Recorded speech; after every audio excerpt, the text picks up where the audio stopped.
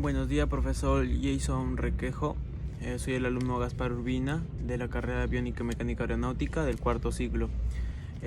Antes de comenzar a explicarles sobre el laboratorio, primero recalcar lo importante que es el tema de seguridad en nuestro taller.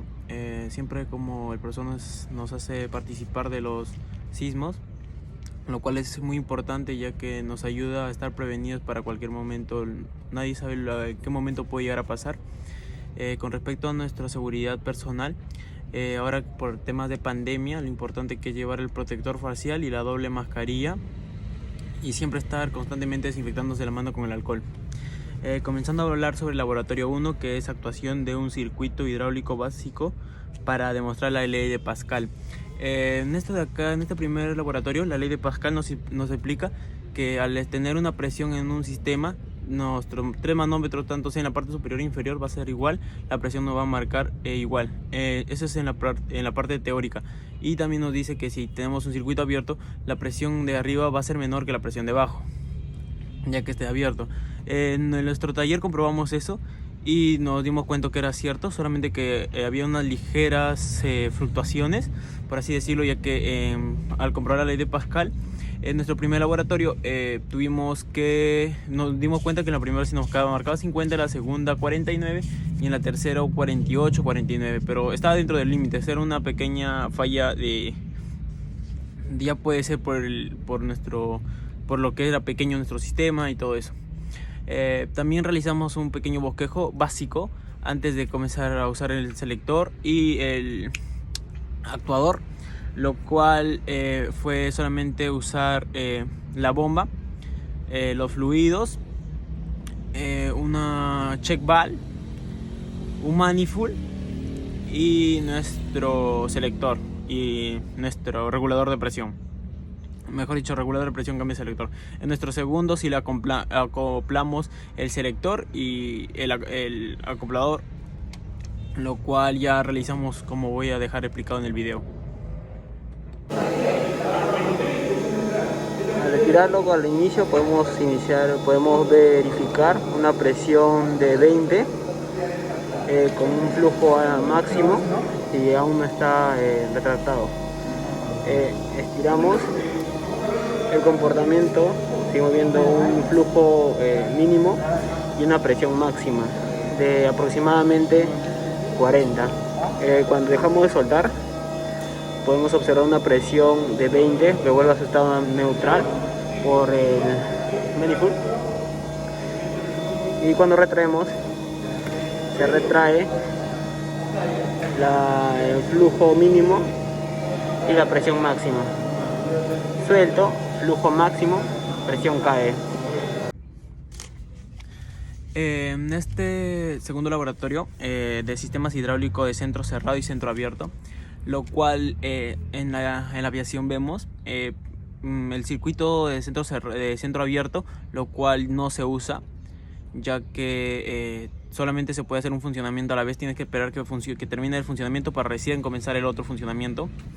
Lo que es en la aviación, si estamos usando los flaps, no podemos usar los trenes de aterrizaje. Si estamos usando los flaps, no podemos usar los slats, los wingless y así.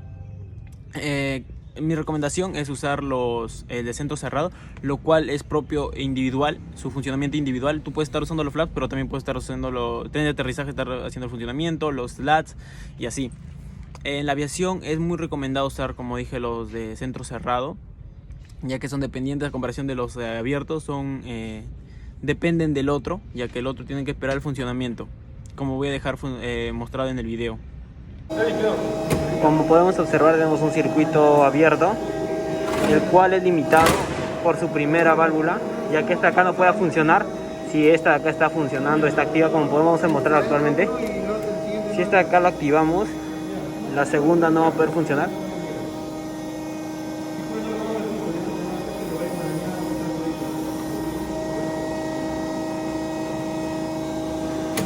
Ya que como esta de acá va alimentada, su presión de la segunda es su retorno de la primera, y al estar funcionando, este de acá impide el paso, por eso su limitación es de la primera válvula.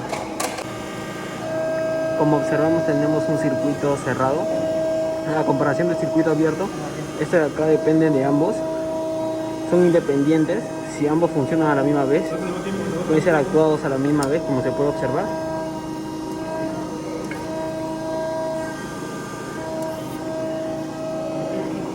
Y ya que cada uno tiene su propia presión y su propio reservorio, no como el de abierto. El abierto dependía uno del otro. Si uno estaba funcionando, el otro no podía funcionar. Eso sería la conclusión de este circuito cerrado.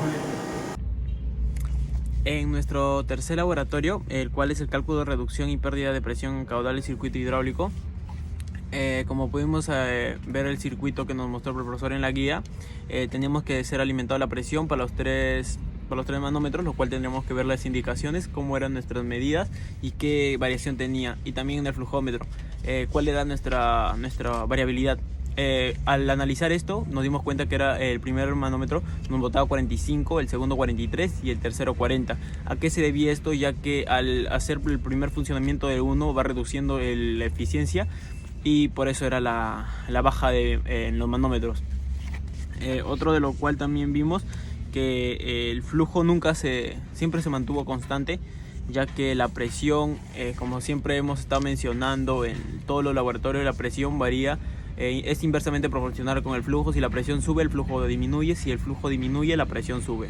Y como ya hemos mencionado o demostrando el funcionamiento de este en el video.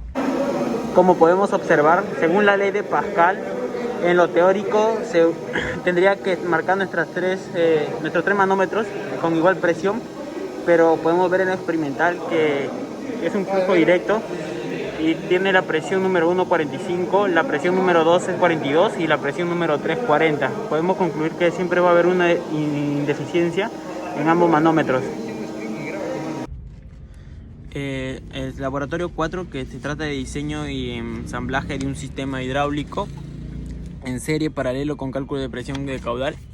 En nuestro primero tuvimos que hacer en serie, lo cual vimos que eran dependientes de cada uno dependía de su propio funcionamiento. Luego vimos lo que era el sistema en serie, pero determinada en presión, lo cual vimos que dependía uno del otro. Si el primero estaba en funcionamiento, el segundo dependía del primero, como se pudo demostrar el funcionamiento. Luego el sistema en paralelo. También vimos el funcionamiento de cómo era cuando se accionaba todo el sistema y cómo dependía de sí mismo, y el flujo era constante. En la actividad 2 no lo llegamos a realizar por temas de tiempo, y en conclusión, mis conclusiones generales son lo importante que es saber reconocer cada funcionamiento de cada instrumento que realizamos y que vimos en hidráulica. Lo importante que es saber analizar una falla para buscarle una solución. Solamente leyendo tu diagrama realizado, el diagrama de la aeronave que estás trabajando, puedes ver en dónde se encuentra la falla. Lo importante que es el flujo y la presión, que son inversamente proporcional, que siempre uno sube y otro baja, y cómo son las válvulas check, cómo pudimos observar y todo eso. Eso sería mi comentario. Muchísimas gracias, profesor.